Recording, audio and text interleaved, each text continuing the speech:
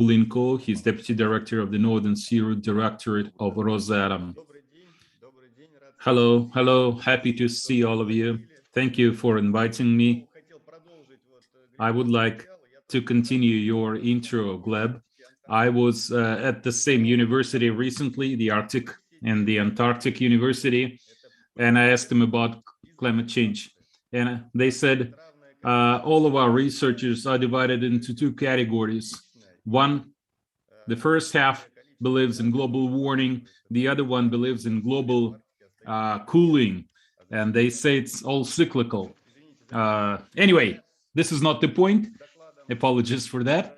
Let me get to my presentation. I want to talk about the Northern Sea Route. This is something that Rosatom has been appointed in charge of. Very briefly, I would like to give you some basic facts, because many people think, I talk to people and they all seem very surprised when I tell them that the Northern Sea Route, they all think that the Northern Sea Route starts in Murmansk and goes to Vladivostok. No, actually, it starts with the Derzhnev Point and it ends at the Car Gate. So it's a much smaller route than people usually think. And it covers 6 ports shown on this slide. Next slide.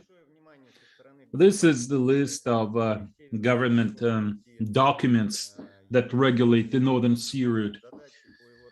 The government pays a lot of attention and gives a high priority to developing the Northern Sea Route. There is the presidential decree on the Northern Sea Route. There are several federal laws, several decisions by the Russian government providing an action plan for developing the Northern Sea Route and its infrastructure. So all these documents provide us with the necessary foundation for taking practical action for developing the Northern Sea Route and increasing the amount of cargo transported along this route. As you all know, until 2018, the Ministry of Transport was in charge of the Northern Sea Route. At the end of 2018, a new law was adopted, which put Rosatom, my agency, in charge of several important matters: developing infrastructure for the Northern Sea Route, ensuring secure passage of ships. So officially speaking, there has been a clear delineation of authority between the Ministry of Transport and between our agency, the Russian Nuclear Agency. So the Ministry of Transport is in charge of seaports, but we are in charge of nuclear icebreakers, in charge of infrastructure, managing state property. All these matters are now within Rosatom's remit.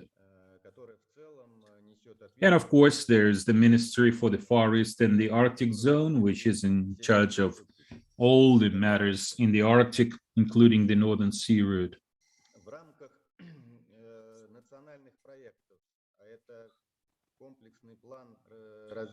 So Russia has a comprehensive plan for infrastructure development, and it includes a division specifically for the Northern Sea Route. Our agency, Rosatom, is the operator of this project. We have 2 main tasks. Number 1, developing the Northern Sea Route, and our KPI is the amount of cargo moved along the Northern Sea Route. You can see 2 key dates here. 2024, we have to reach the amount of 80 million tons by 2024, and by 2030, our goal is to reach the number of 110 million tons. And One more KPI is the combined capacity of seaports along the Northern Sea route. The government has allocated a very substantial amount of money for developing the Northern Sea route. Of course, it costs a lot to build in Arctic conditions.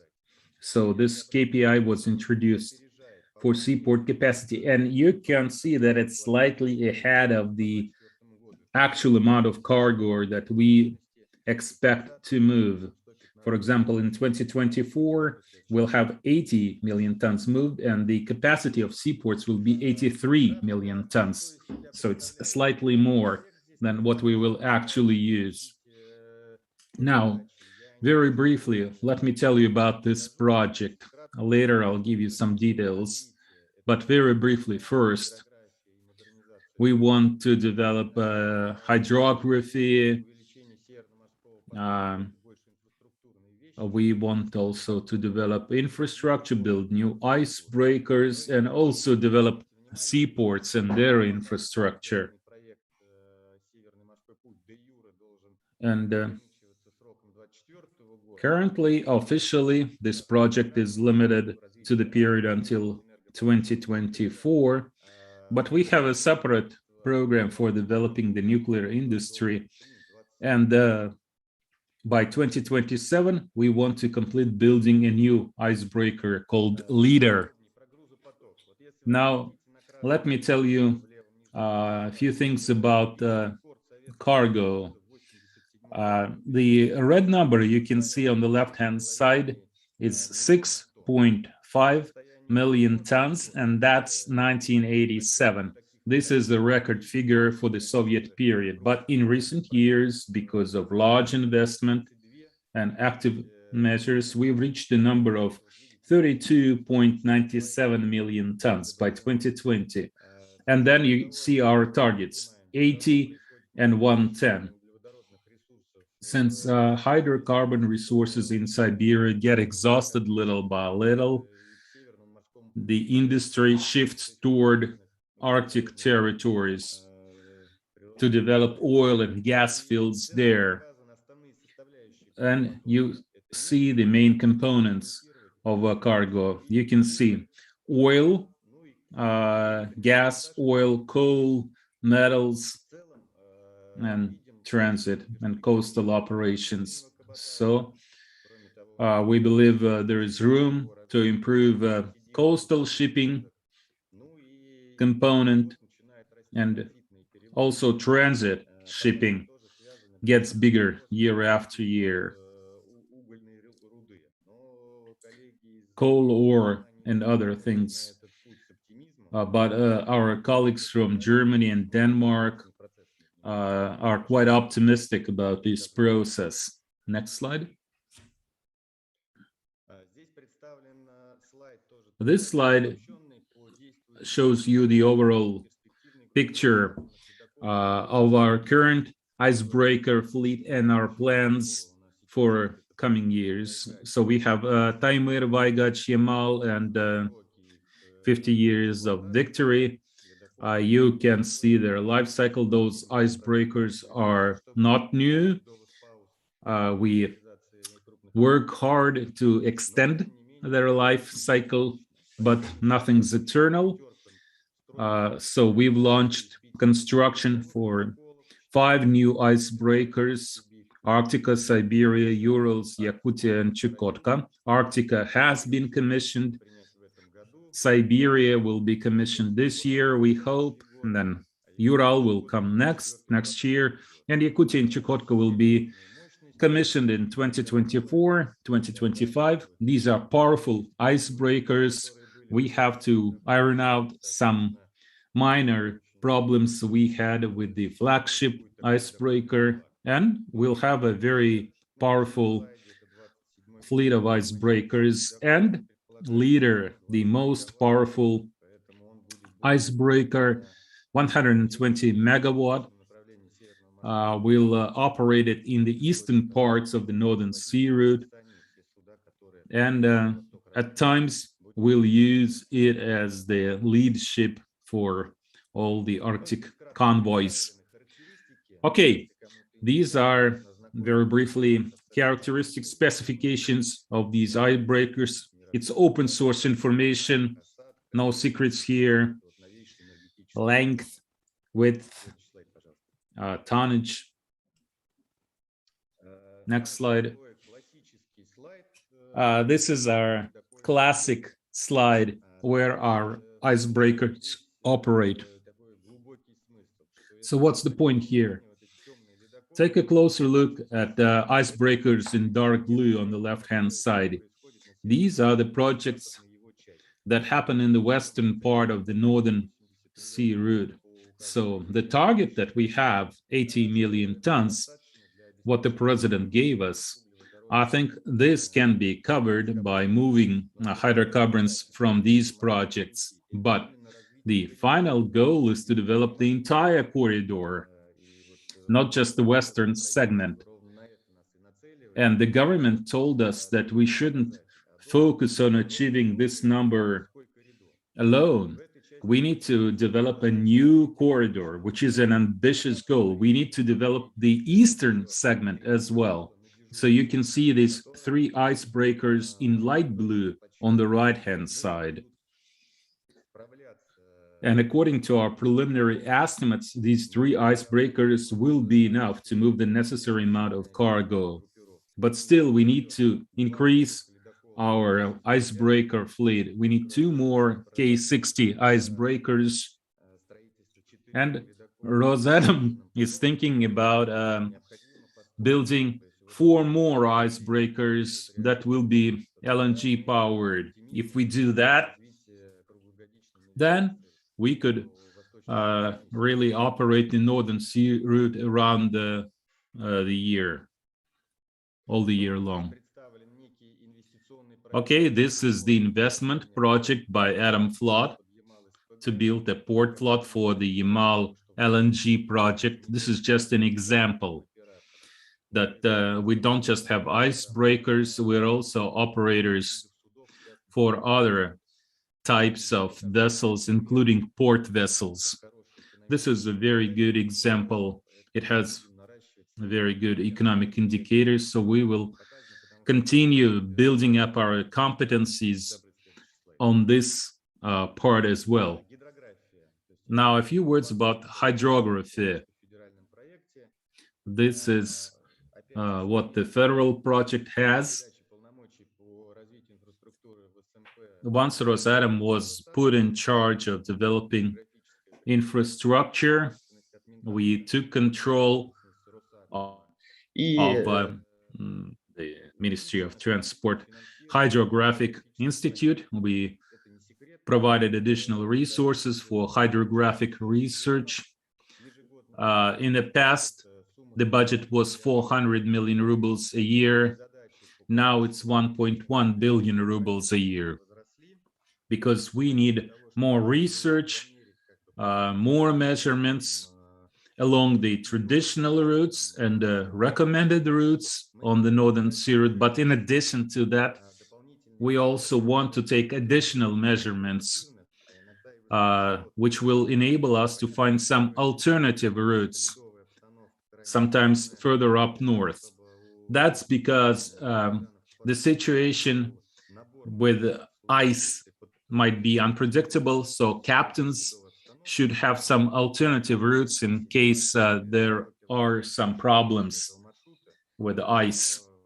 We want them to be able to move the route a little bit, so they keep their commercial shipments safe and still deliver them on time. So you see the number of kilometers where measurements should be taken. Unfortunately, we are unable to take measurements in the areas covered with ice, and we can only do this on open water. So it's a major task. To perform this task, our hydrographic center has a number of vessels, 3 vessels currently, and they are currently being modernized, and there are also plans to build 5 more vessels. They're shown in bright yellow at the bottom of the table. By 2024, these 5 new vessels will be built, and this will enable our hydrographic center to perform all the necessary measurements. All right, very briefly, I'd like to tell you about our future projects that will be implemented in coastal areas of the Northern Sea route by 2030. This slide shows some of the projects already underway, repairing the sea canal, Arctic LNG 1, Arctic LNG 2. This will soon be launched, Obsky LNG, and also Northern Star. This is a coal project, and the Northern Bay port. This will give us 25 to 35 million tons of crude. It's a huge volume. We have to prepare our icebreakers for that project, and we believe we can do it on time. Next slide. This shows you our infrastructure projects in the eastern segment of the Northern Sea route, the seaport of Tiksi, and the new terminal that we plan to build in the vicinity of Naiba. This will help develop the seaport of Tiksi further out. You all know, of course, that Tiksi is pretty shallow, anything between 3.5 to 7 or 8 meters, and this is certainly not enough considering our modern ships with significant tonnage. So the plan is to move the seaport to another location which has deeper waters. Then we plan to build a new terminal for copper development at the Naglöinen point. This will be a new port with new infrastructure. Next slide. A decision has been made to use nuclear-powered units to provide electricity for this new development project. We'll build 4 vessels, 4 units, and 1 will be in reserve. The first 4 will be enough to provide the necessary amount of energy, but then when they run out of fuel, one of them will be replaced with the reserve one. This is the flagship project of Rosatom at this point. Next slide. Now, a few words about our future plans. The government gave us the task of preparing a list of initiatives for development until 2030, with a list of indicators that can be achieved by 2024. And the initiative of the Northern Sea route around the year was included in this list. So these are the goals that should be achieved as part of this initiative. Number 1, exports from Arctic projects, 110 million tons. Of course, this is the key element. But in addition to that, we also plan to increase our domestic coastal operations, bring it up to 10 million tons. This will help connect the western parts of the Russian Arctic with the eastern territories. Basically, we want to move cargo both ways. And if we establish our regular shipping operations, we believe it could be possible, and international transit. Rosatom set up a special subdivision. It's called Rosatom Cargo, and it works with other countries. And the goal is to increase international transit to 30 million tons a year by 2030. Okay, next slide. As part of this initiative, we want to also build some infrastructure. So you see the list here. This includes energy and some very interesting indicators. According to our estimates, we need to build more ships in addition to nuclear-powered icebreakers. We need rescue ships because we have to demonstrate to the international community that the Northern Sea route is safe. And this means we have to have a number of rescue ships. So we do have plans to build a number of rescue vessels. Then we also need 38 cargo ships and 8 Arctic container ships. So you see, we have very ambitious goals. And we plan to accomplish all these tasks. Next slide. We also give a lot of attention to new services we plan to provide along the Northern Sea route.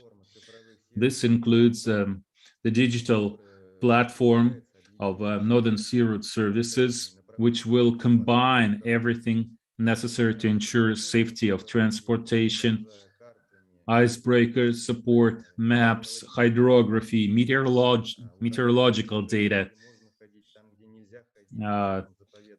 designating preserve areas, and 2 more units, environmental monitoring along the Northern Sea route, because our foreign partners always ask, once we start the shipping operations, how this will impact the environment in the area and the global climate situation in general, because the Arctic has a lot of influence on the rest of the planet.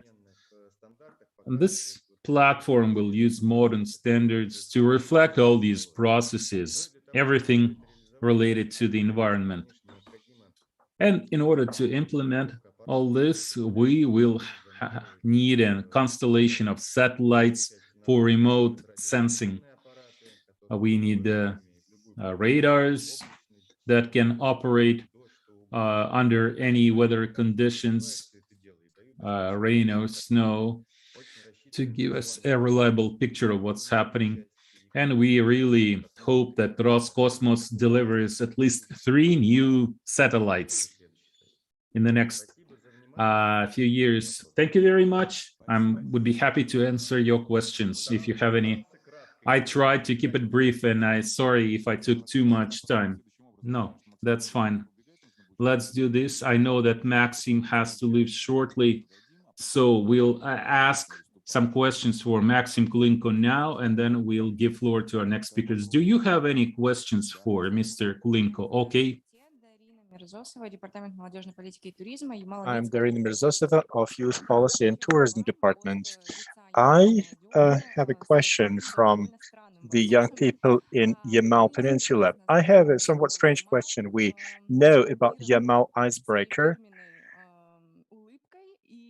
We know the logo with a smile, and we have learned from the presentation that it is going to be decommissioned shortly, and that is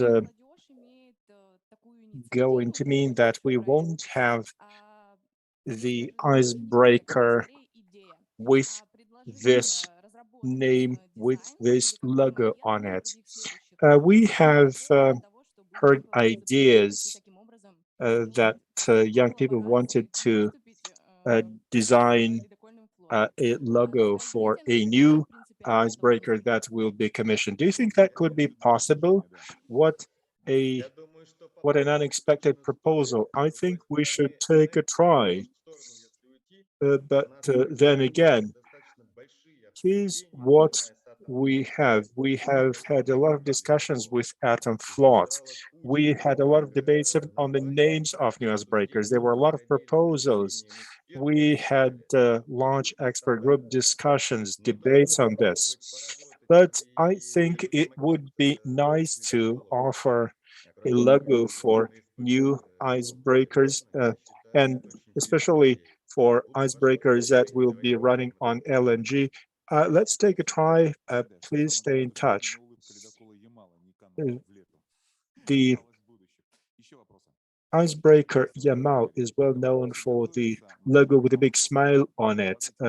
We would like to see another one wearing that smile. Today, we don't have year-round navigation in the eastern part of NSR. Yes, that is correct. We don't have year-round navigation. We have some open seasons, and we have plans for development of infrastructure at NSR that has been endorsed by the government. After 2030, we should have year-round navigation. We have to build a full-fledged shipping corridor. Large investment projects, including those launched by Novatech, are going to assume that year-round navigation will begin as early as 2024. How come are you going to move ahead of schedule? Why? How is Novatech going to synchronize its plans with the government plans? I don't think they're really going to have year-round navigation on an everyday basis. We have to synchronize our efforts, and we need to coordinate the volume of cargo traffic that they're going to move through the Northern Sea route. And I think they are going to send piloted convoys every now and then. We are building LNG icebreakers so that we can release the nuclear-powered icebreakers for use in the East. So Novatech is going to be able to support its operations year-round. In fact, this was Novatech initiative. We have done several tests. We have accumulated very good experience in starting navigation very early, and we now realize very well what has to be done to turn all this into reality. We have already done some longer seasons. I am a student at the Higher School of Economics. I have a question about the development of NSR and your plans for 2035. What are you betting on? Thawing of ice or more powerful icebreakers that will be able to go through the ice fields in the Arctic? So what is your bet, climate or technology? Here is our attitude. Although, like I said in the beginning, my colleagues from the Institute of Arctic and Antarctic believe that the climate changes are cyclic in nature. They have this one scientist who is a 90-year-old man, and he is in perfectly good shape. He has great memory. He said that in the 1960s, we witnessed a similar situation with a lot of ice thawing, and then we saw significant cooling period. So we have to admit that those changes are cyclical, and man doesn't really affect this. There is another concept, another idea. We are now witnessing a smaller amount of ice, but it doesn't mean that there is no ice at all.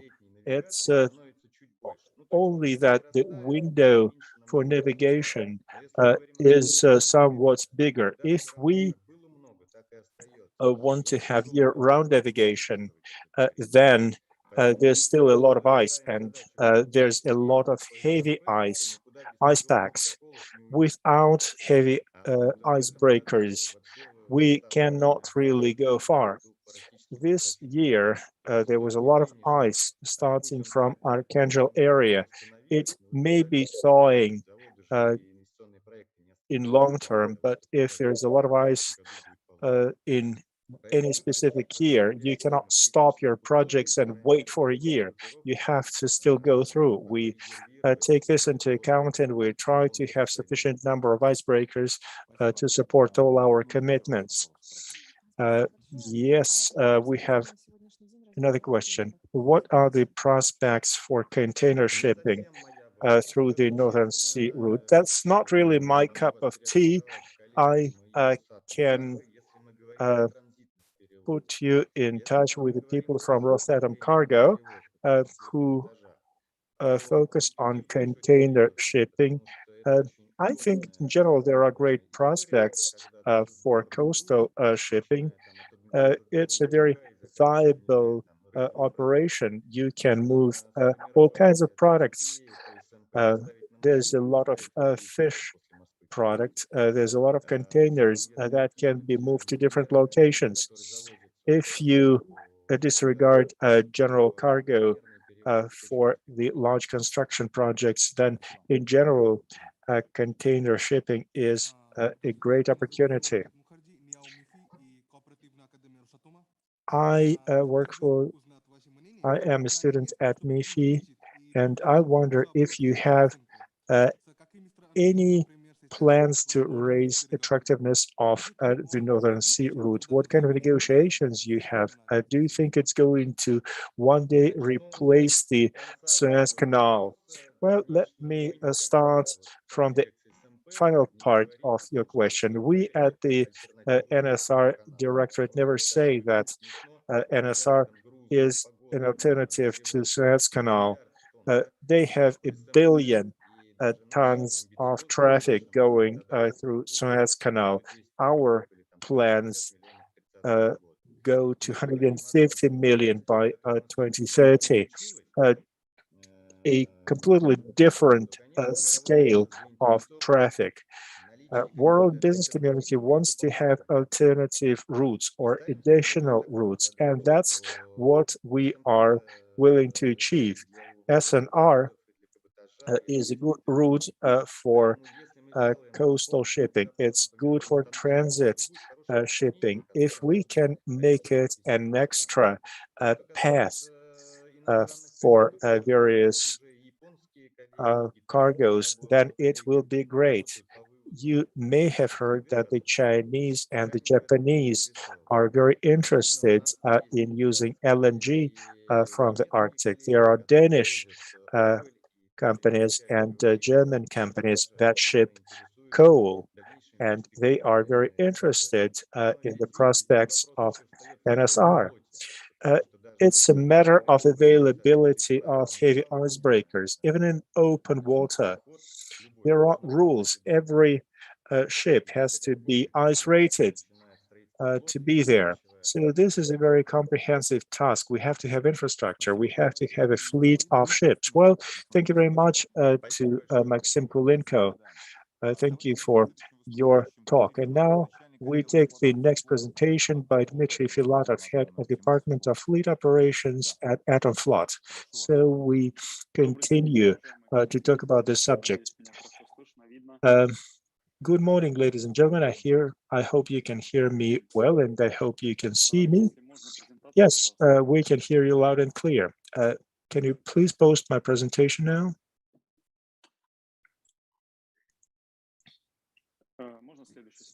Next slide. I would like to give you some history in the beginning. About 150 years ago, we started the history of our icebreaker fleet.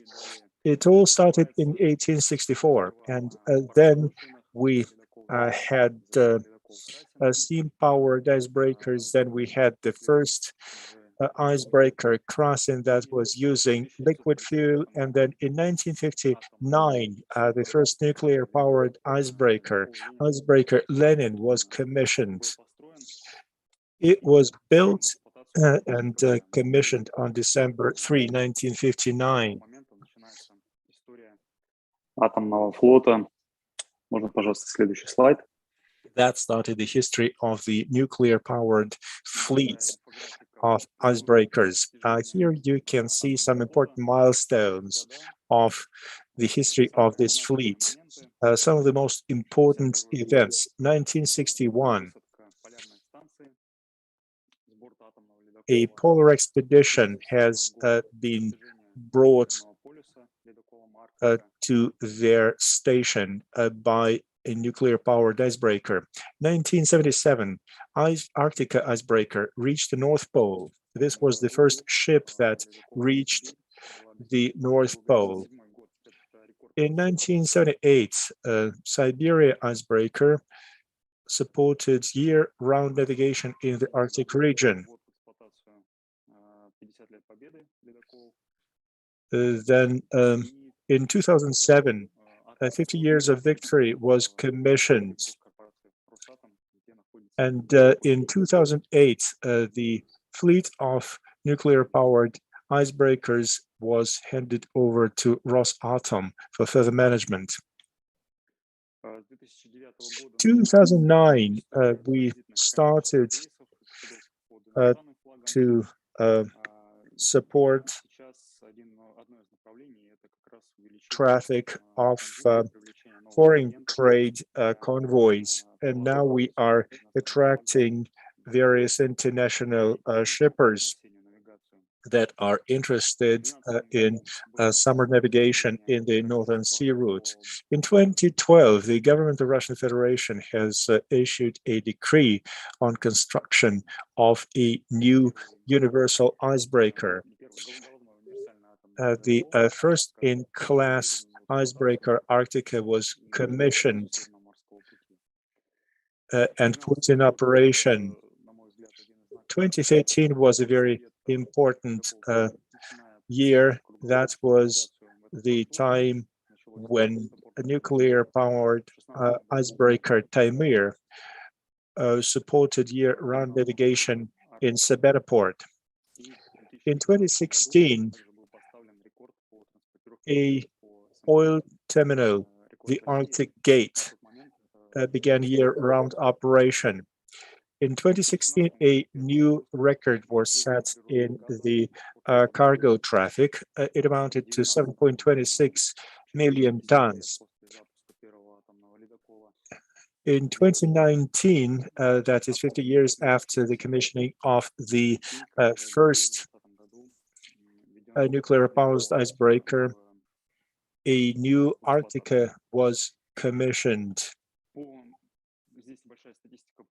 We have some statistics about the traffic to the North Pole altogether, Soviet and Russian periods. Next slide.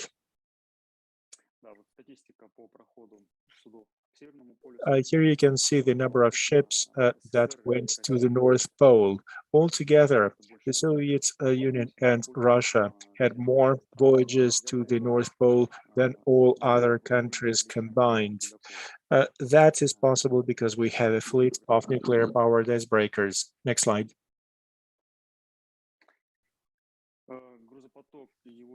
The cargo traffic curve between 1980 and 2024-2030. We have seen a growth of 31 million tons in 2019. In 2020, we have seen 32.9 million tons, and we plan to reach 33 million tons shortly.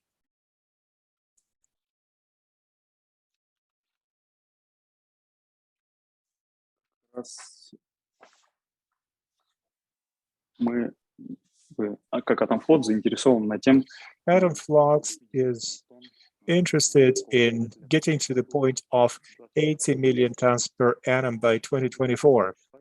Next slide, please.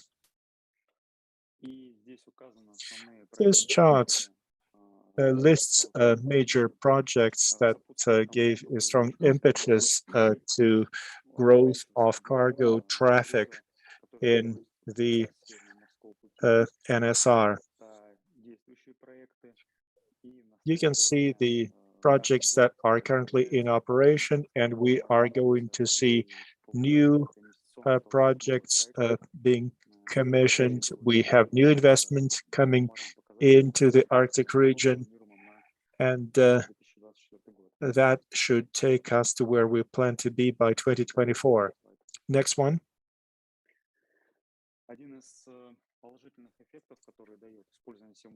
Use of NSR produces a lot of positive effects. The travel time is seriously reduced, which is very attractive for any shipping company. Shipping business today experiences a serious shortage of freight. So the possibility to use ships more effectively by reducing travel time is a very significant benefit. You can see the travel time between Murmansk and ports in the far east of Russia and in neighbor countries. You can also see the travel times from Rotterdam to Murmansk and other ports. There is a benefit of 15 days, depending on the port of destination.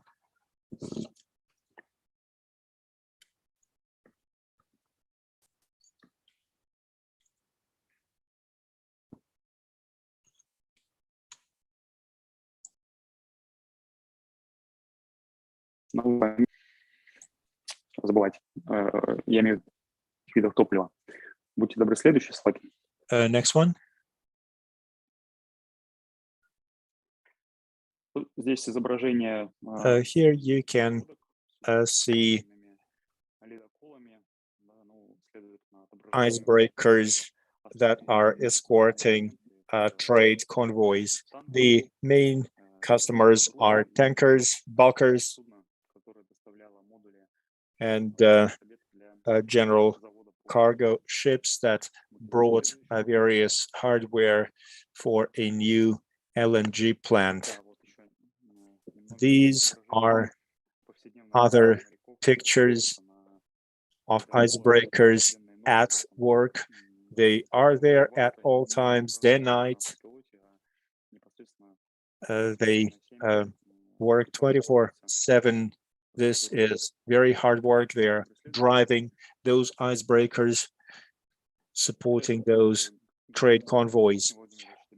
This is a chart that the previous presenter has shown you earlier.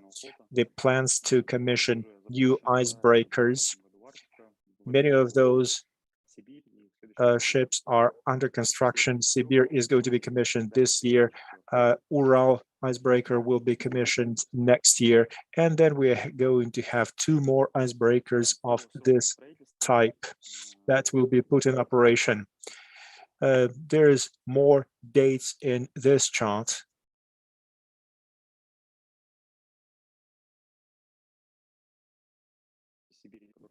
На судостроительном комплексе «Звезда» в Большом Каме. There are 2 shipyards that are making these icebreakers. This is a chart that shows you the specifications of a leader icebreaker that should support year-round navigation in the Northern Sea route. This information has been presented to you earlier by Mr. Kulinko. In the operations of Atomflot, we have nuclear-powered icebreakers, and we have other ships as well. We have a lighter carrier, Sevmorput. Sevmorput has been in operation since 2016. It has been moving commercial cargo since 2019.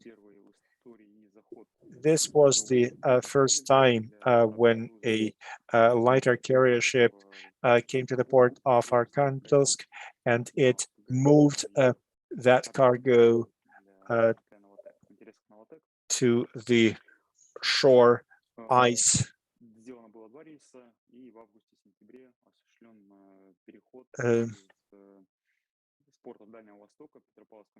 It's also had a voyage from Petropavlovsk, moving frozen ship in containers all the way to St. Petersburg.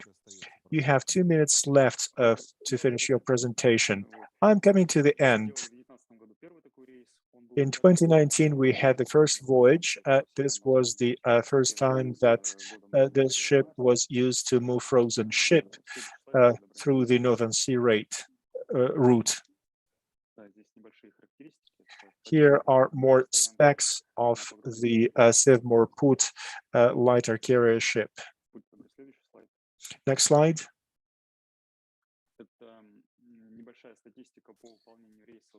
Here are some of the statistics of voyages.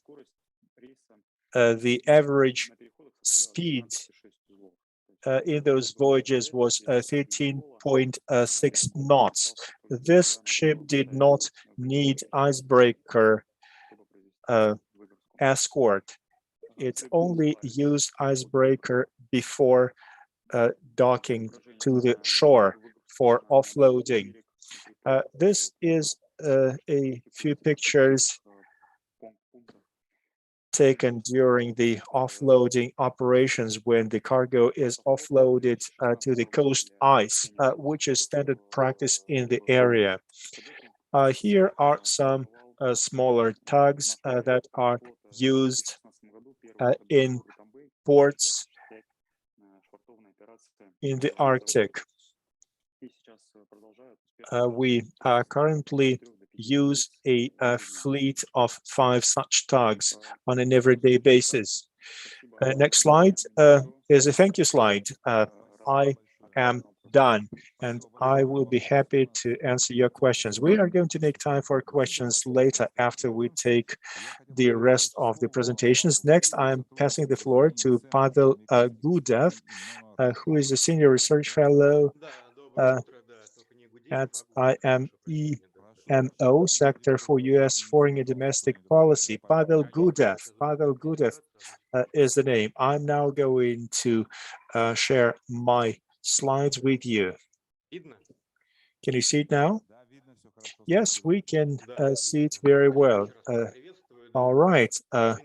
Once again, hello, everyone. We have a very practical session that deals with the cargo traffic. I would like to focus on the legal status of the Northern Sea route. Not many people really understand this, but the concept behind it is very interesting. We have a whole structure of legal arguments, and they all are intertwined. We cannot lose any one of those components. Today, earlier presenters have shown the limits of the Northern Sea route. This does not include the Barents Sea. Many people wonder why that is the case, and they don't see the obvious answer. The legal status of the Northern Sea route is based on Article 234 of the UNCLOS Convention. We can control shipping in order to provide navigation in the areas that are covered by ice most of the year. That is a very important concept. Barents Sea is not ice covered most of the time, therefore the Barents Sea is not included in the body of the Northern Sea route. The Northern Sea route has its advantages and disadvantages.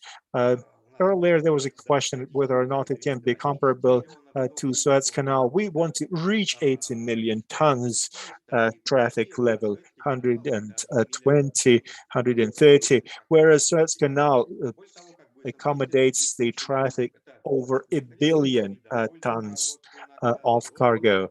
And of course, people have to pay different fees for escort, for piloting, and it's not always clear what the exact travel time is going to be. So when people are talking about multimodal shipping, about container shipping, on rail, you have a schedule. Nobody is going to wait. You have to deliver cargo right on time. You know the statistics. We plan to reach the cargo traffic of 80 million tons. Some people talk about 120, 130 million tons. I think that those expectations are not really grounded. We do not know if there are enough cargoes to be moved through NSR. We don't know whether those cargoes are going to be available by 2030. We don't know if there will be markets out there that will consume those cargoes. We do not know what kind of transit traffic we're going to see. There are two types of transit. Intra-Russian transit, and there is international transit. Maybe some people expect 30 million tons of international transit. What is it going to be? Nobody gives a specific answer. In the law on NSR, there is a language saying that this is a historic national transportation route of the Russian Federation, and Russia controls the shipping in this area for all civilian trade vessels. There's a legal doctrine which is designed by the best international legal experts.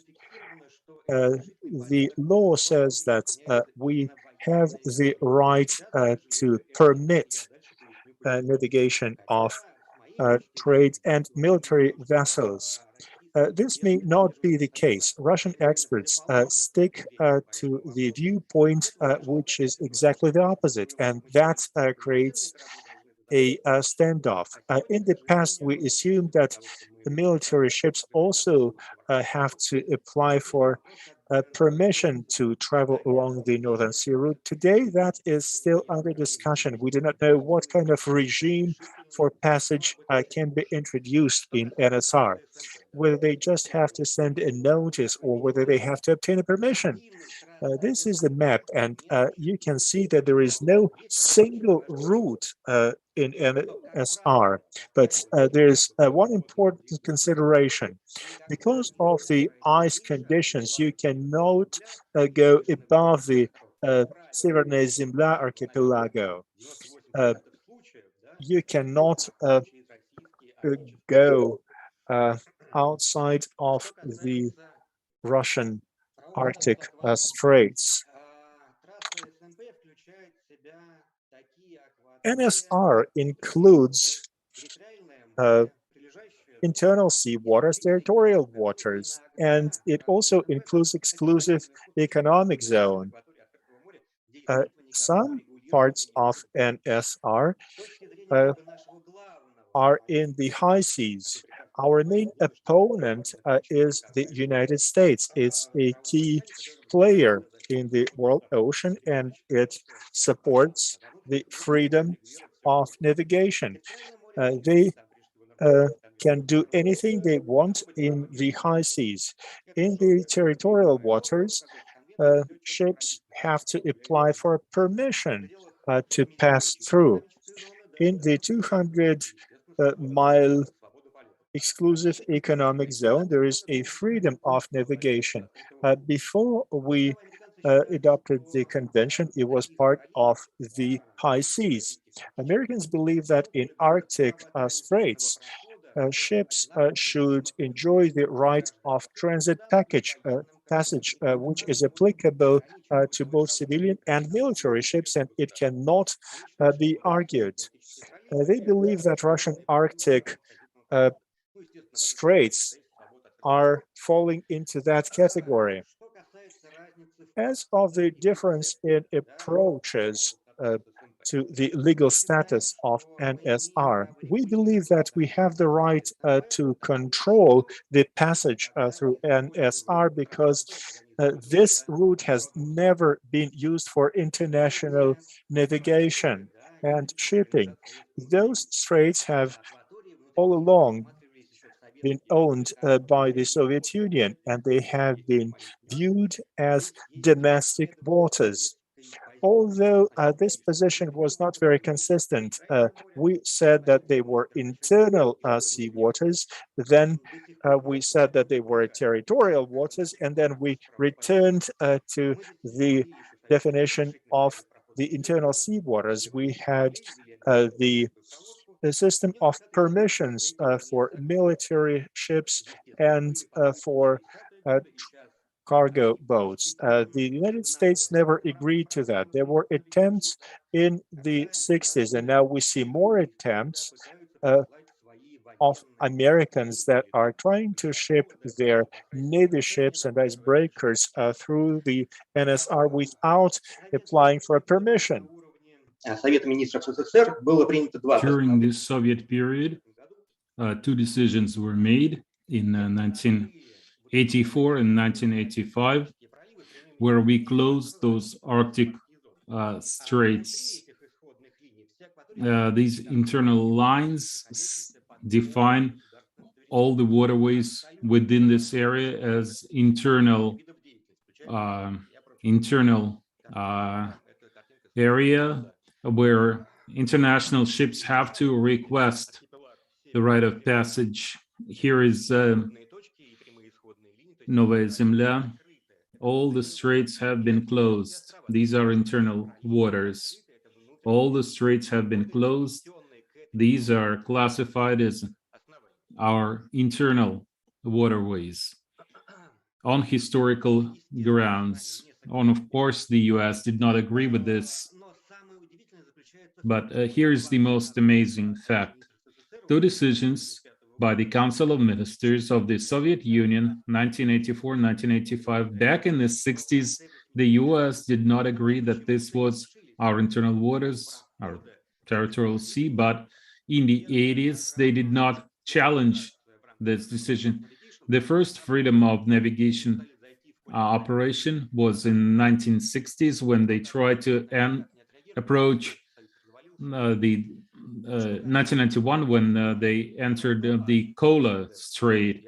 But back then, Russia did not respond because it was right after the collapse of the Soviet Union. Canada has a similar approach. In the Soviet period, the Soviet Union and Canada were key partners in protecting the legal status of the Northern Sea route. We used the same arguments, and Canada did the same thing as the Soviet Union. It closed the perimeter, this outline of the Canadian archipelago, and Canada said all waterways within this line are internal waterways of Canada based on historical grounds. So their arguments were exactly the same as that of the Soviet Union. Now, there are a few legal issues, a few legal problems. The UN Convention on the Law of the Sea of 1982 says, very briefly, a few words about historical straits. But since it's just a very brief mention, this is what the Americans and other allies refer to, that you cannot call such huge territories historical waterways. But actually, even large masses of water, even entire seas, can be classified as historical waterways. For example, the Sea of Azov has always been regarded as an internal body of water, first of the Soviet Union, and currently it's Russia and Ukraine. So Ukraine now challenges this status, but that's a different story. Let's not get into the Sea of Azov right now. So what are the problems here with this issue? This category of historical internal waterways can be applied based on three important criteria. We're talking about Arctic straits as historical waterways of Russia. So three important criteria based on doctrinal law. based on the works by key experts. Number one, it has to have important defense significance and economic significance. We certainly meet these criteria. Number one, these waterways were under Soviet or Russian sovereignty for an extended period of time, and we meet the second criteria. But there is an issue with the third criteria. You have to have a silent recognition of a majority of states that they agree that we will designate these waterways as historically internal waterways. And of course, not all countries agree with that. We have to face this fact. And like I said, the Soviet government was not very consistent in the statements it made. First, it said these were internal waterways, then they said it was territorial waters. So foreign experts point out this inconsistency undermining our legal position. So I mentioned inconsistency. Next, US icebreakers in the 60s. I already mentioned that as well. There is some danger that the US might initiate some freedom of navigation operations in the Arctic in the coming years. But this will certainly take place after they complete their icebreaker building program. Once they have 6 to 11 new icebreakers, they may try entering these waters, but we don't know how Russia will respond to that. And some say that US submarines have definitely traveled through Russian straits, but nobody knows that. There is no data on those passages. There is nothing to talk about here. No arguments for or against it. Next, we use functional criteria in our argument with the US. We insist that these straits have never been used for international shipping operations, international navigation, but at the same time, Russia wants to turn the Northern Sea route into an international transit route.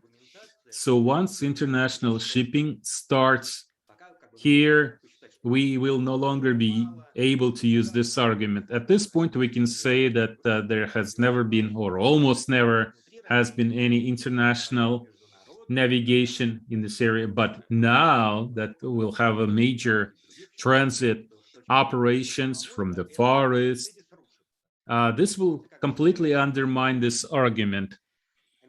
This argument will disappear. The US has different position, and they insist that we should focus on geographical criteria, not on functional criteria.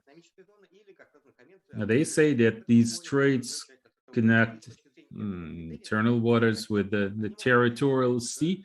So based on geographical criteria, these are international straits that should be open for passage, open for innocent passage. Absolutely all ships can use these straits for navigation, and they cannot be denied passage. And the US says it doesn't matter how you use these straits today. If they can be international transit waterways in principle, then they should be open for innocent passage. We don't agree with that, but like I said, once we start international transit, this will undermine our argument. Article 234, we use it to make a larger part of Russian Arctic seas, define it as part of the Northern Sea route. This is a wonderful article. It's a unique article. It was initiated in order, it was used by Canada, and we supported the position of Canada during the Soviet period. Even the Americans agreed that this article is valid. These are unique ice-covered territories where coastal states can regulate navigation. But here is another problem. And you can see the difference between the US and Russia here. between Russia and China, Russia and Norway. The US and its allies think that national regulation that Russia has introduced with respect to Northern Sea route navigation is discriminatory. We introduce certain norms, but we don't coordinate with anybody. And they say this is wrong. You should coordinate this with the other states, with the International Maritime Authority.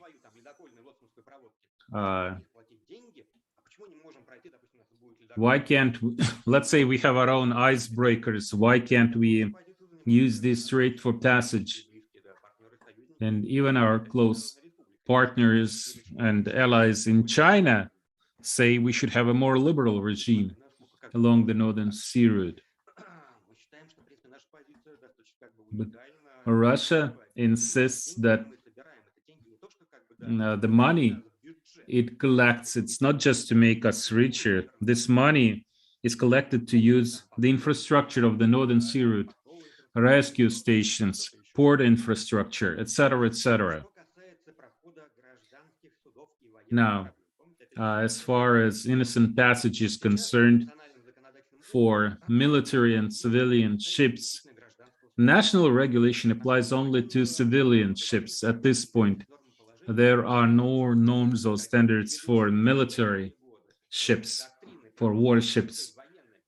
Even though back in the Soviet period, the official position was that warships cannot use the Northern Sea route. But after we ratified the UN 1982 convention, remember in 1996, we had President Yeltsin. Early in 1997, we ratified this convention. So this convention has Article 236, which says no norms of the convention that prevent pollution of a maritime environment do not apply to military ships, rescue ships. This is the key argument used by the United States and its allies. You can't ban the passage of military ships along the Northern Sea route. You can't do that. But remember, we believe that some of the Arctic straits are internal waterways. The US challenges this statement, but if we insist on that, passage through internal waters will always requires consent. So this is something we should absolutely insist on. If we drop this argument, our entire position will collapse. Couple more minutes. You have to wrap it up. Yes. On global warming and climate change, most climatologists, they're journalists, they're not serious scientists. Global warming is just a hypothesis. It's not a given. It's not a must. Nobody knows what will happen in 50 years or 100 years. Scientists claim that we know everything. What will happen to the ocean? What will happen to the atmosphere? I don't believe that. We may only know 30 or 50 or 60% of all the data. We don't know everything. So if it gets warmer, it will be great. And this is possible. First, Article 234, we can only regulate navigation in ice-covered areas, and the US is aware of this situation. So if it gets warmer, we will no longer be able to apply Article 234. We will not be able to introduce national regulation. And if it gets warmer, of course, many experts don't believe in this, and I kind of agree with them. But what if there is a transpolar route? What? Forget about the Northern Sea route. It will no longer exist. Nobody is going to need it anymore. Everybody will be shipping through the North Pole. And we have to choose. We're at the crossroads. Many Russian agencies pursue their own position. Something we need more regulation, something we need less regulation. Some say we should be totally liberal. So we have to pick what our top priority is. National security. And of course, national security has the military and non-military dimensions. There are natural resources, there are other factors. So when we say by introducing national regulation along the Northern Sea route, we take care of environmental issues. But at the same time, we say we want to turn the Northern Sea route into an international transit corridor. Well, this means we have to lift some of the restrictions, make it more liberal. So we have this kind of dilemma here, political, economic, and legal. Thank you very much. I hope the picture is clear now. Thank you very much, Pavel. The picture is more or less clear, but we'll have some questions for you later. You started talking about transit. We move to our next speaker, Lin Xiu Shi, our Chinese colleague. Please, Mr. Lin, the floor is yours. Hello, can you hear me well? Yes, we can hear you loud and clear. Happy to see all of you at this conference. It's very nice that I have the honor of being part of this discussion. I will see if I can put my slides on the screen. Something's wrong. For some reason, it doesn't work. I can't share my screen. Yes, we had to take Pavel's slides off the screen first. Okay, so I hope you can see my slides. Yes, we can see them. Thank you very much. Okay, I will talk about practices of Northern Sea shipping service in recent years. Okay, first I'll say a few words about our company, Costco Shipping. This is a major shipping operator in the world, the biggest one. I gave a few numbers here regarding our fleet, the number of our ships, and their combined tonnage. Also, I would like to say that we're not just a shipping company, we're a vertically integrated company. In other words, we have a shipbuilding yard, we have our own plant manufacturing equipment for our terminals, and for maritime shipping operations. We also have some seaport assets and a number of logistics infrastructure facilities. So I'd like to share our experience in logistical operations by Costco Shipping Specialized Carriers Company. This is one of our subsidiaries, one of our division that specializes in general cargo types. It has over 100 vessels, including a semi-submersible vessel. Also, we have a number of different carriers, pure car carrier, asphalt carrier, roll-on, roll-off, and log carrier, etc.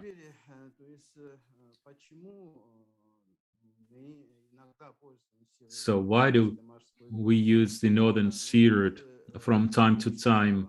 There are a few advantages here, and then there are also disadvantages. Let me start with advantages. First of all, it allows you to save quite a bit. Estimates vary, but according to our estimates, you can save up to 1/3 of the distance, we could save 10 to 12 days.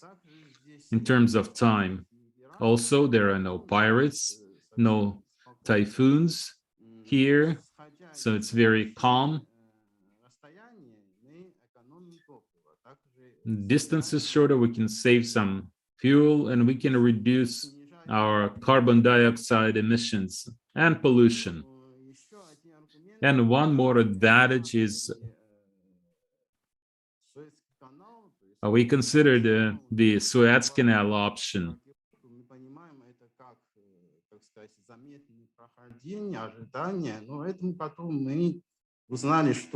But then we all know what happened with the Suez Canal. It was blocked. So one more advantage that the Northern Sea route has is that it cannot be blocked. We won't face a similar situation there. Now, let me list a few disadvantages. First, the navigable period is limited.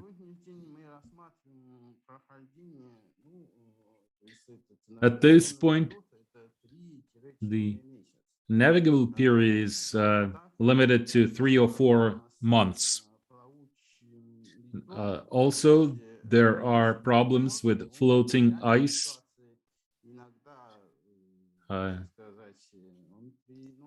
Forecasts vary, but currently you may encounter some nasty surprises. A ship may have an ice flow in front, and this makes navigation much more difficult. Also, there's shortage of infrastructure. There are no terminals along the Northern Sea route. There is a shortage of modern terminals and the shortage of seaport infrastructure.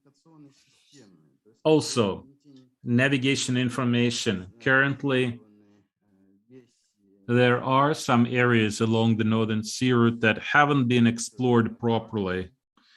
There are no maps for certain areas. And there is no data, no forecasts for ice situation and meteorological situation. So this is another problem, another difficulty. At the same time, based on what previous speakers said, we know that Russia does have plans to improve the situation. And efforts are being made to build heavy icebreakers to make a navigation possible around the year, all year long. Now, as regards floating ice flows, these dangers, we work closely with Adam Flood, and hopefully we'll be able to resolve this difficulty together with them in coming years. On infrastructure and navigation data, again, we see some improvements. We see that Russia has made some efforts, designed a new navigation system. For example, Adam Flood has its own sea operations center, and Gazprom Neft has its data collection center that all shipping companies can have access to. Pavel Gudev just told us about getting permits for passage. Since we are a commercial company, politicians set the rules and we play by the rules. So every time our ship has to use the Northern Sea route, we request a permit we contact the Northern Sea Route Authority, request the right of passage. We know what kind of papers we need to submit, so we prepare all the necessary paperwork for the route, for our ship, and we send it to the Northern Sea Route Authority, and after some time we get a permit. The procedure is quite transparent and easy for us. It's not a problem for us. We'll have to see how it goes in the future, what happens if the number of ships using this route increases. The situation may change, of course, but we still hope that we won't have any difficulties with getting a permit. Next, we work closely with Atomflot. Yes, we do pay for their icebreaker services, but in situations where there is a real threat, we always count on Atomflot on their support.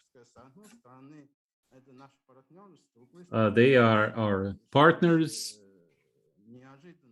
and then in case of a nasty surprise, they are our rescuers. They can rescue us. So currently we feel certain that in case we face a difficult situation, we can always work closely with Atomflot, and they can always rescue our ship. This table shows our cooperation with Atomflot through the years. They know that year after year we request their assistance, we contract their services, so their icebreakers can accompany our ships. You have 2 minutes left. Okay, some statistics on passage services through the years, the number of ships. You can see steady progress here. So by 2021, we have doubled our numbers. That's the actual situation. Now, this is some data on economic indicators through the years, how much we have been able to save, time-wise, distance-wise, carbon dioxide emissions-wise. It's pretty transparent and clear. Of course, there is still room for improvement. Next slide shows the kinds of cargo we transport along the Northern Sea Route. Eastward, we move metals, timber,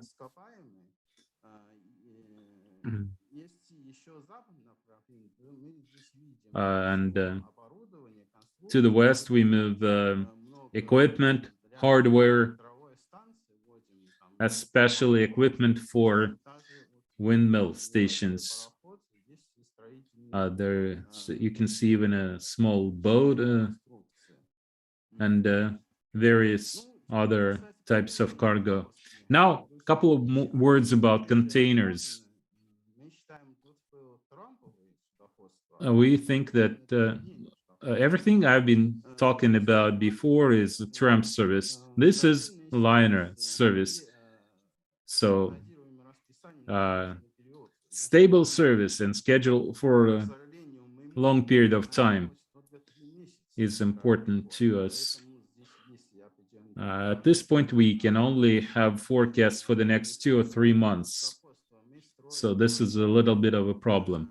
Also, with the liner service, we build the routes and we can use port rotation. There is a picture nearby. You can see one of the routes. And in addition to China and Europe, we have a few ports in between, some ports in Asia like Singapore Jeddah, Tangier, Jebel Ali. They also have export and import operations.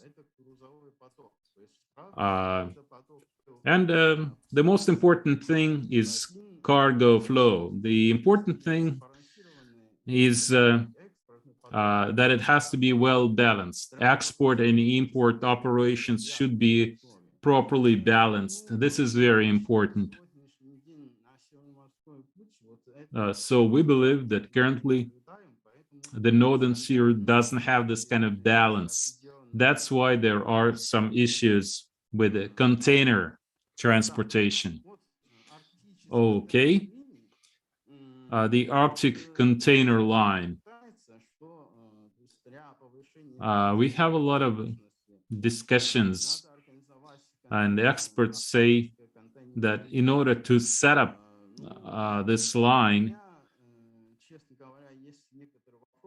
personally, I do have some questions whether it can be possible. First of all, who will be the operator of the Arctic container line? Which company will act as the operator? Number two, what about terminals? If you do this in the east, in Vladivostok, they are filled to their capacity. In Kamchatka, you don't have anything. In Murmansk, you don't have enough capacity for containers there, no terminals. So there are a few projects, but currently we don't see anything realistic, anything practical as far as terminals are concerned. The same goes for vessels. You need a ice-class container ship, and we don't have those at this point.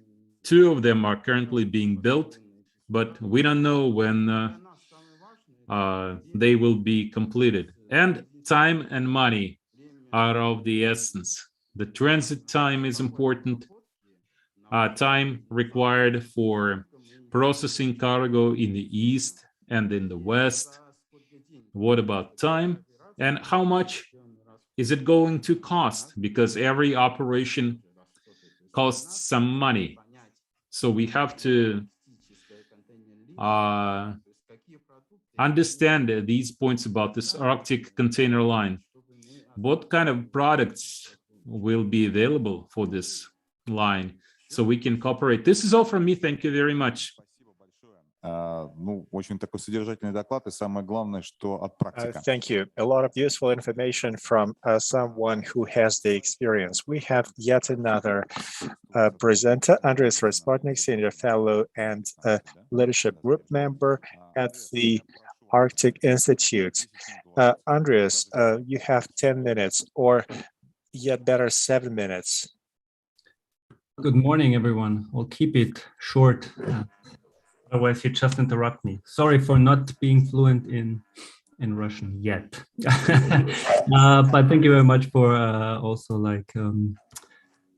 translating everything. So let me see how to start my presentation.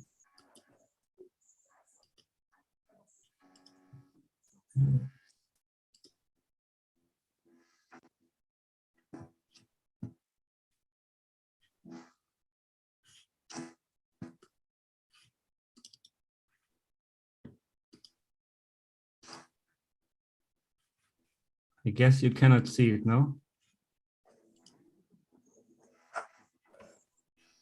Нет, не видим. No, we can't see it yet. No, okay, sorry for that.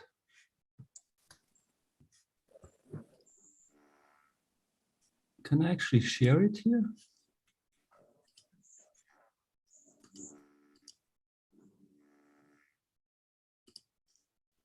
Господин Respotnik, я могу вам помочь с этим. I can help you with that if you wish. Please, because I don't seem to have to... Now there it is. All right. Да. Cool. Yeah, maybe you can, sorry for that. Maybe you can just use the next slide once I tell you. Thank you very much, Anna. Yeah, welcome and great for, thank you very much for inviting me and for this great conference you're setting up.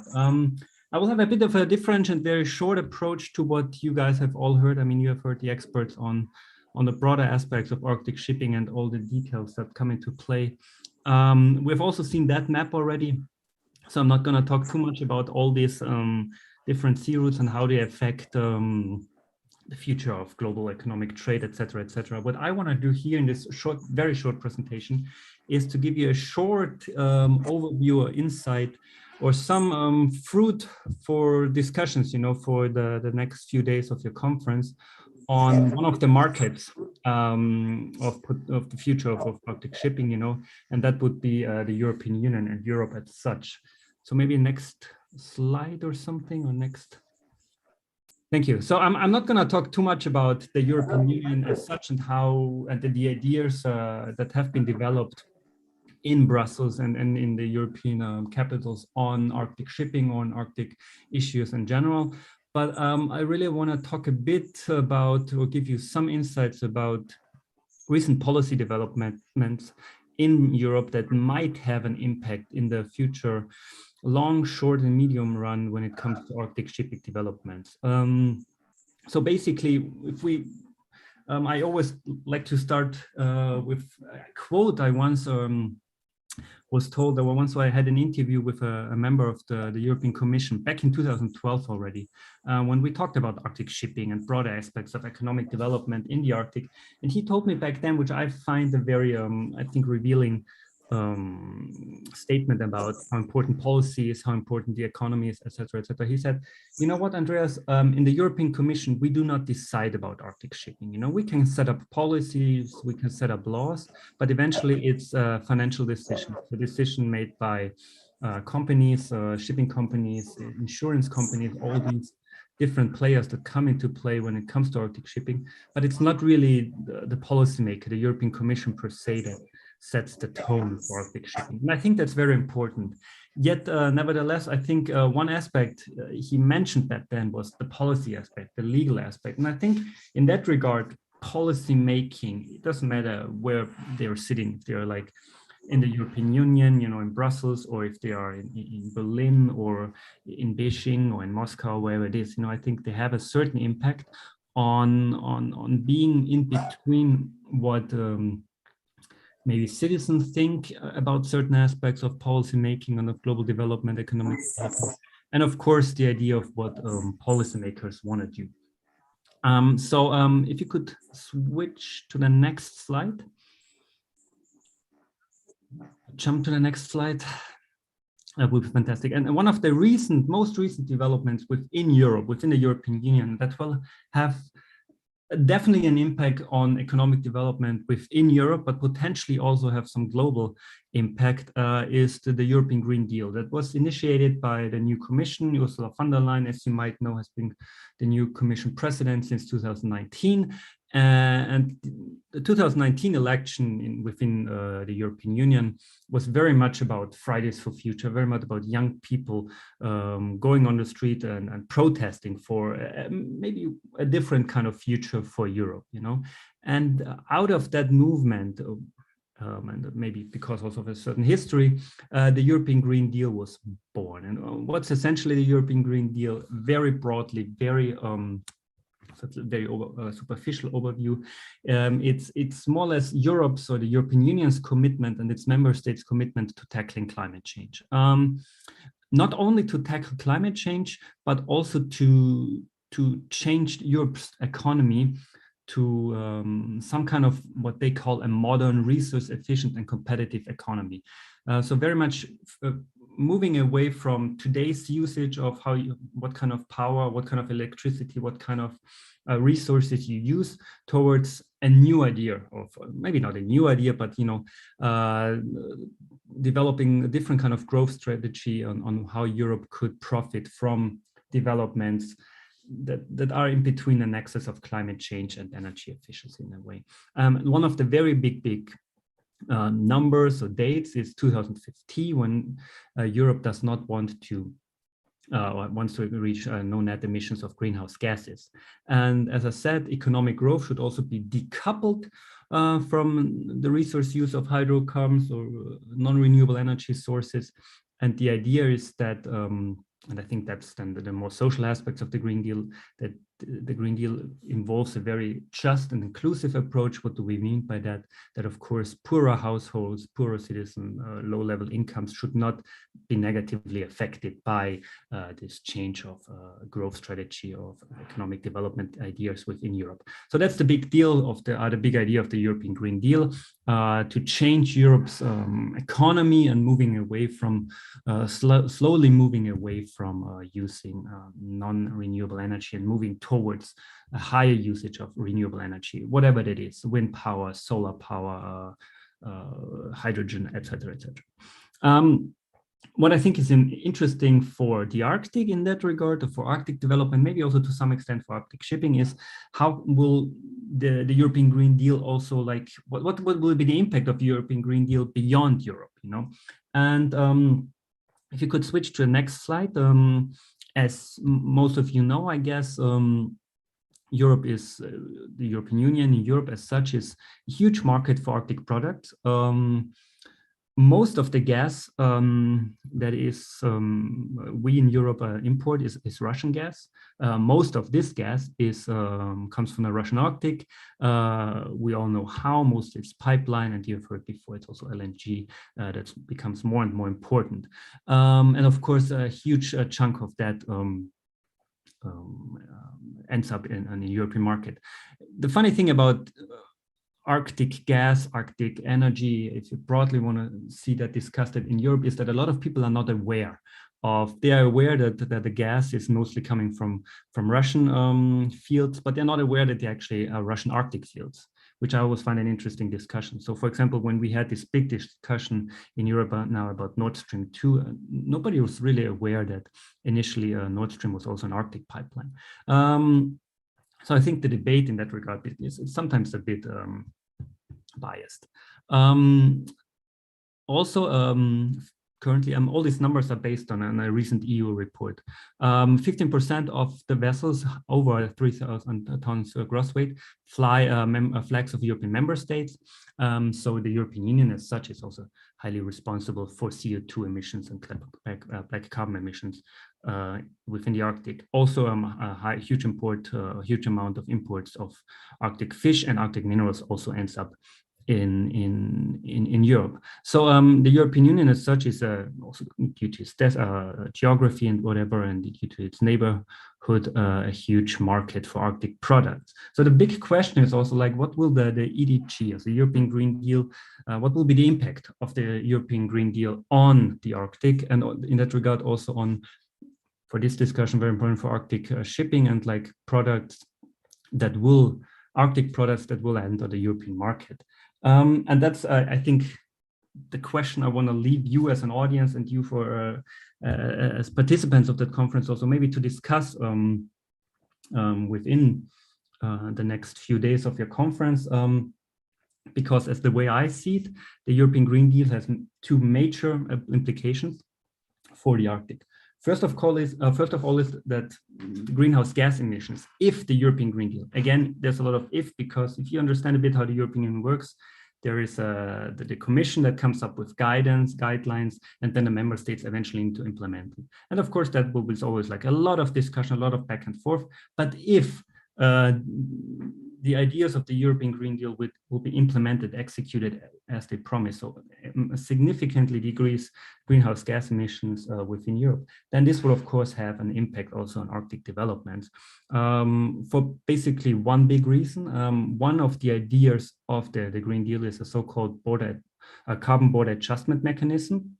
What does that mean? It means that you mirror the internal EU system on emission trading, for example, and EU internal climate action to or beyond, to products beyond the European Union. So if you want to import products from outside the European Union into the Arctic, into Europe, you need to apply these so-called carbon border adjustment mechanisms, which in the end, of course, will make Arctic products more expensive. And the idea behind that mechanism is that then, of course, products outside the Arctic, products produced outside the Arctic, also apply some kind of renewable idea into their production, what we call production pipelines. So then, of course, also these products should produce more environmentally friendly, whatever you want to call it, similar to the ideas that will happen within the Europe. So again, there's a lot of ifs in this entire discussion, but the question is really what kind of impact will such a mechanism and will the broad idea of the European Green Deal have on future Arctic developments, if they have any? I mean, that's of course another saying, Europe is not the only market for Arctic products. I think that's more or less it. I know that we're already 50 minutes over time. Again, I just wanted to give you a very brief idea of one of the major policies that are currently developed within the European Union and how they could impact Arctic development if we consider the European Union and Europe as such as a very important market for Arctic products. So I hope I've managed to 7 minutes. Good luck with the rest of the conference. Спасибо. Спасибо, Andrea. Спасибо. Давайте мы поступим так. Thank you very much. We are going to take 2 or 3 questions so that we don't steal more time from lunch, and then we will go to the restaurant. Do we have any questions for the presenter? Yes, please. I have a question for Dmitry. The transition time that you have shown in your comparison chart, is that clear water or icy water? I have a question for Pavel Gudiev. Russia ratified the convention first, and then it started splitting the shelf, and it did not choose the best possible path for that. Why was that done in exactly that fashion? Dmitry, are you with us? The passage speed, is that following an icebreaker, or is that in clear water? That's clear water. What if there's an escort? It is going to be slower depending on the ship that will be escorted by an icebreaker. You have to add another 10% of passage time if there's an icebreaker service used.